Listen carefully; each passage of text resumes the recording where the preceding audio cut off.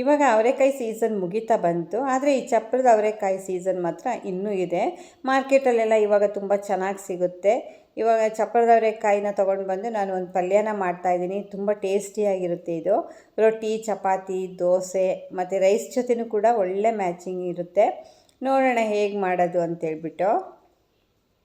Hi hello, welcome to Grace Ways channel. ನಾನಿಲ್ಲಿ ಒಂದು ಅರ್ಧ kg ಚಪ್ಪರದ ಅವರೆನ ತೊಗೊಂಡು ಬಂದುಬಿಟ್ಟು ಎಲ್ಲ ಕ್ಲೀನ್ ಮಾಡಿ ಇಟ್ಕೊಂಡಿದ್ದೀನಿ. ಇದರಲ್ಲಿ ಫೈಬರ್ ಅಂಶ ಜಾಸ್ತಿ ಇರೋದ್ರಿಂದ ಕೂಡ ನಮ್ಮ ದೇಹಕ್ಕೆ ತುಂಬ ಒಳ್ಳೆಯದು. ಇದು ಕೂಡ ಒಂದು ಸೀಸನ್ ವೆಜಿಟೇಬಲ್ ಆಗಿರೋದ್ರಿಂದ ಇದು ತಿನ್ಬೋದು. ಗ್ರೀನ್ ವೆಜಿಟೇಬಲ್ಸ್ನ ನಾವು ಜಾಸ್ತಿ ತಿನ್ನಬೇಕು. ನೋಡಿ, ಇಲ್ಲಿ ಅರ್ಧ kgನ ನಾನು ಚಪ್ಪರದ ಅವರೆ ತಂದು ರೆಡಿ ಮಾಡಿ ಇಟ್ಟಿದ್ದೀನಿ. ಈಗ ಒಂದು ಬಾಣಲಿಯಲ್ಲಿ ಒಂದು 3 ಟೇಬಲ್ ಸ್ಪೂನಷ್ಟು ಎಣ್ಣೆನ ಹಾಕ್ಕೊಳ್ತಾ ಇದ್ದೀನಿ. ಹಾಗೆ 1 ಟೇಬಲ್ ಸ್ಪೂನಷ್ಟು ಸಾಸಿವೆ, ಒಂದು 2 ಟೇಬಲ್ ಸ್ಪೂನಷ್ಟು ಬೇಳೆನ ಹಾಕ್ಕೊಳ್ತಿದ್ದೀನಿ.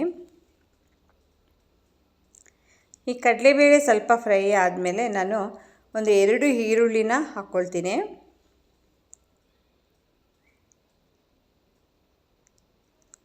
ಈಗ ಸ್ವಲ್ಪ ಕರಿಬೇವು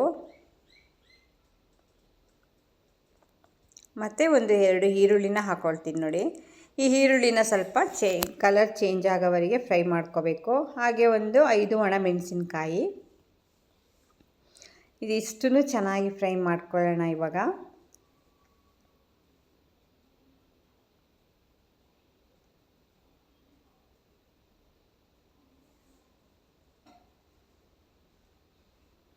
ಈ ಥರ ಪಲ್ಯ ಮಾಡಿಬಿಟ್ಟು ಬಿಸಿ ಬಿಸಿ ರೊಟ್ಟಿ ಇದ್ರಂತೂ ತುಂಬ ಚೆನ್ನಾಗಿರುತ್ತೆ. ರೊಟ್ಟಿಗೆ ಸೂಪರ್ ಮ್ಯಾಚಿಂಗ್ ಇದು.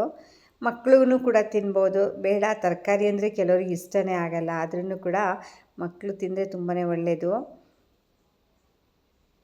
ನೋಡಿ, ಇವಾಗ ಈರುಳ್ಳಿ ಫ್ರೈ ಆಗ್ತಾಯಿದೆ, ಕಲರ್ ಕೂಡ ಸ್ವಲ್ಪ ಚೇಂಜ್ ಆಗ್ತಾಯಿದೆ.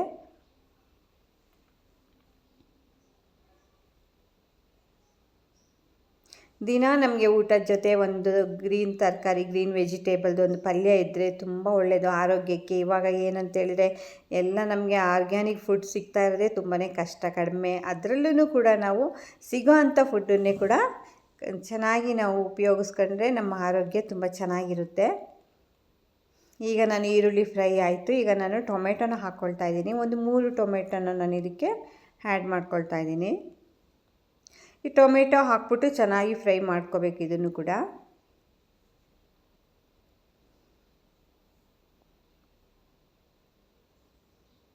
ಹಾಗೆ ರುಚಿಗೆ ತಕ್ಕಷ್ಟು ಉಪ್ಪು. ಈ ಟೊಮೆಟೊ ಸ್ವಲ್ಪ ಚೆನ್ನಾಗಿ ಮ್ಯಾಶ್ ಆಗೋವರೆಗೆ ನಾವು ಫ್ರೈ ಮಾಡ್ಕೋಬೇಕು. ಮತ್ತು ನಾನೇನು ಮಾಡಿದ್ದೀನಿ, ಸಿಮ್ ಇಟ್ಕೊಂಡಿದ್ದೀನಿ. ಹಾಗೆಯೇ ಒಂದು ಅರ್ಧ ಟೇಬಲ್ ಸ್ಪೂನಷ್ಟು ಅರಿಶಿನ ಪುಡಿನೂ ಕೂಡ ಹಾಕ್ಕೊಳ್ತಾ ಇದ್ದೀನಿ.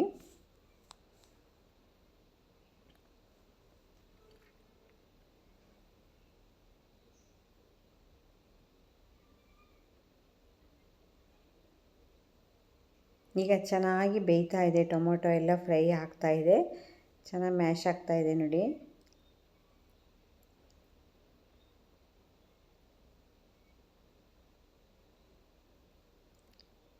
ಇದಕ್ಕೆ ನಾನು ಸ್ವಲ್ಪ 1 ಕಪ್ಪಷ್ಟು ನೀರನ್ನು ಹಾಕ್ಕೊಳ್ತಾ ಇದ್ದೀನಿ. ಯಾಕೆ ಅಂತೇಳಿದರೆ ಟೊಮೊಟೊ ಸ್ವಲ್ಪ ಬೇಯಬೇಕು, ಅದಕ್ಕೋಸ್ಕರ ಸ್ವಲ್ಪ ನೀರನ್ನ ಆ್ಯಡ್ ಮಾಡಿಕೊಂಡು ಚೆನ್ನಾಗಿ ಮಿಕ್ಸ್ ಮಾಡ್ಕೋಬೇಕು ಈ ಥರ.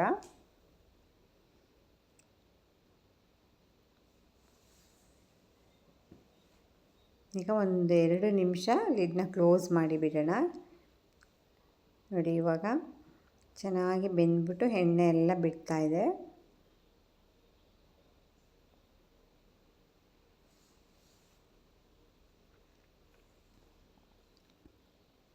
ಈಗ ಇದಕ್ಕೆ ಮನೆಯಲ್ಲೇ ಇರುವಂತಹ ಬೇಳೆ ಸಾಂಬಾರು ಪೌಡರ್ನ ಹಾಕ್ಕೊಳ್ತಾ ಇದ್ದೀವಿ. ನಾವು ಬೇಳೆ ಸಾಂಬಾರಿಗೆ ಏನು ಯೂಸ್ ಮಾಡ್ತೀವಿ ಪೌಡರ್, ಅದನ್ನೇ ಒಂದು 2 ಟೇಬಲ್ ಸ್ಪೂನಷ್ಟು ಹಾಕ್ಕೊಳ್ತಿದ್ದೀನಿ.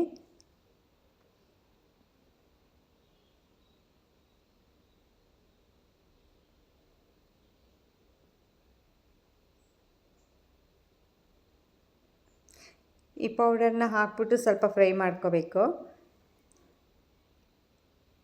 ನೋಡಿ, ಇವಾಗ ಚೆನ್ನಾಗಿ ಗೊಜ್ಜೆಲ್ಲ ಫ್ರೈ ಆಯಿತು. ಈಗ ನಾನು ರೆಡಿ ಮಾಡಿ ಇಟ್ಕೊಂಡಿರುವಂತಹ ಚಪ್ಪರದ ಅವರೆಕಾಯಿನ ಹಾಕ್ಕೊಳ್ತಾ ಇದ್ದೀನಿ. ಈ ಥರ ಚಿಕ್ಕ ಚಿಕ್ಕದಾಗಿ ಪೀಸ್ ಮಾಡಿ ಇಟ್ಕೋಬೇಕು.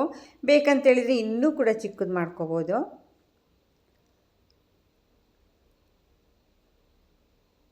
ಇವಾಗ ಚೆನ್ನಾಗಿ ಮಿಕ್ಸ್ ಮಾಡ್ಕೊಳ್ಳೋಣ.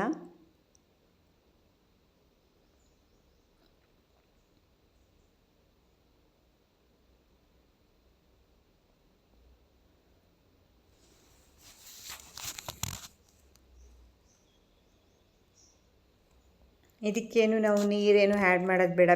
ಯಾಕೆ ಅಂತ ಹೇಳಿದರೆ ಇದು ಹಬೆಲೆ ಬೆಂದ್ಕೊಂಡ್ಬಿಡುತ್ತೆ.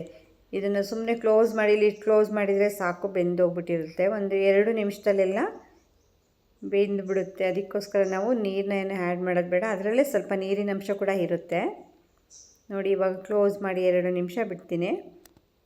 ಪುನಃ ಇದನ್ನು ನಾವೇನು ಮಾಡಬೇಕು, ಚೆನ್ನಾಗಿ ಈ ಥರ ಮಿಕ್ಸ್ ಮಾಡಿ ಕೊಡಬೇಕು.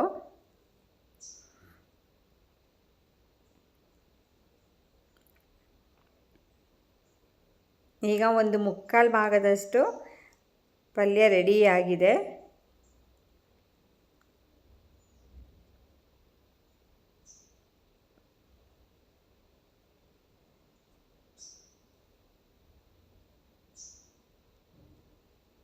ನೋಡಿ, ಎಲ್ಲ ಬೆಂದ್ಬಿಟ್ಟು ಈಗ ರೆಡಿ ಆಯಿತು. ಪಲ್ಯ ಆಲ್ಮೋಸ್ಟ್ ಬೆಂದಿದೆ. ಇವಾಗ ನಾನು ಇದಕ್ಕೆ ಒಂದು 1/4 ಕಪ್ಪಷ್ಟು ತೆಂಗಿನ ತುರಿನ ಹಾಕ್ಕೊಳ್ತಾ ಇದ್ದೀನಿ.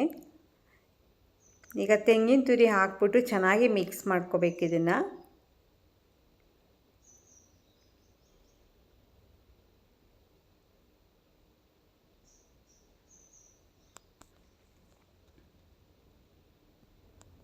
ನೋಡಿ, ತುಂಬ ಅದ್ಭುತವಾದಂತಹ ಚಪ್ಪರದ ಅವರೆಕಾಯಿ ಪಲ್ಯ ರೆಡಿಯಾಗಿದೆ.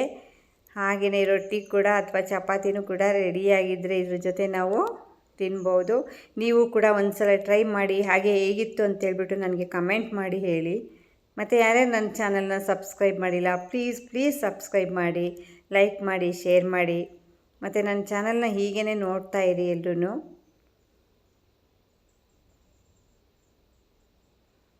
ಪುನಃ ನಾನು ಹೊಸ ರೆಸಿಪಿ ಜೊತೆ ನಾನು ನಿಮಗೆ ಸಿಗ್ತಾ ಇರ್ತೀನಿ. ನೋಡಿ, ಇವಾಗ ಅದ್ಭುತವಾದಂತಹ ಪಲ್ಯ ರೆಡಿಯಾಗಿದೆ. ತುಂಬ ಚೆನ್ನಾಗಿದೆ, ಟೇಸ್ಟ್ ಕೂಡ ತುಂಬ ಚೆನ್ನಾಗಿದೆ. Okay, thank you, bye.